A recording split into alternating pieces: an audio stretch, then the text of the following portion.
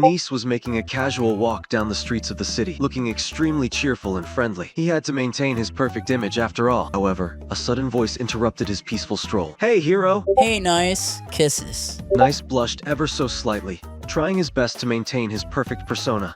After all, he had to appear unshakable when interacting with his fans.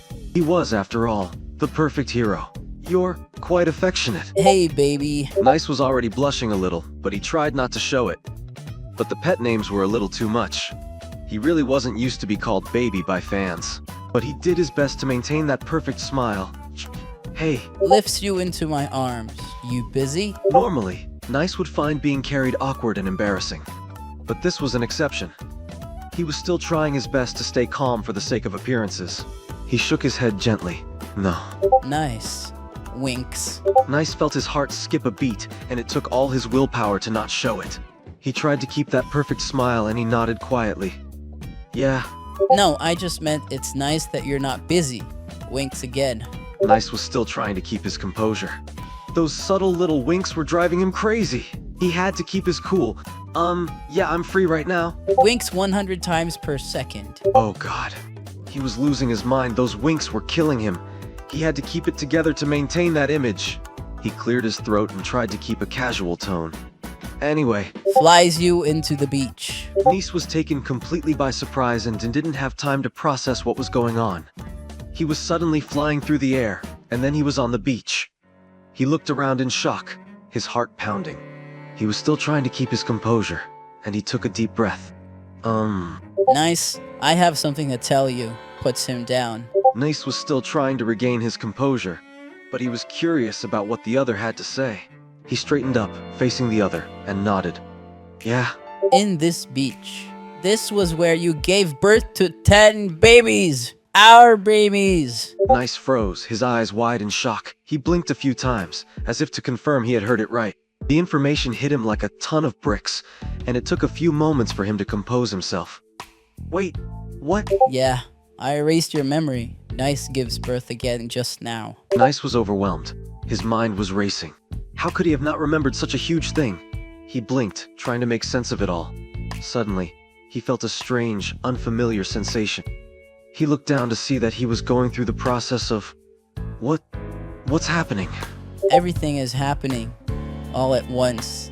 Erases your memory again. Nice felt a sudden wave of disorientation as his memory was wiped clean again. He blinked, his mind going blank. He looked around, trying to understand what was happening. He couldn't remember anything. Huh? Oh, hi, baby. Kisses. Nice felt a strange sense of familiarity as the other called him baby. He blushed slightly, but he couldn't recall why. He gave a soft smile, still trying to make sense of it all. Hi. Cuts your hair until you're bald. Nice was taken by surprise as his hair was suddenly shaved clean. He looked in disbelief at his reflected image and felt a wave of shock wash over him. He couldn't understand what was happening. Huh. You gotta relive what the babies you give birth to went through. Shoves you into your own womb. Nice found himself suddenly thrown into what felt like a tight, cramped space. He felt a wave of panicked confusion, and he tried to remember what had caused this. There was something he couldn't quite recall. Well, what? Country roads. Nice tried to make sense of the words that echoed around in his head. Country roads? Why did those words feel familiar? Country roads? Take me home. The words continued to echo in Nice's mind. Take me home? Those words held a strange sense of nostalgia. He tried to focus on the memories, but they were out of reach. Take me home. To the place. Nice was struggling to recall the memories.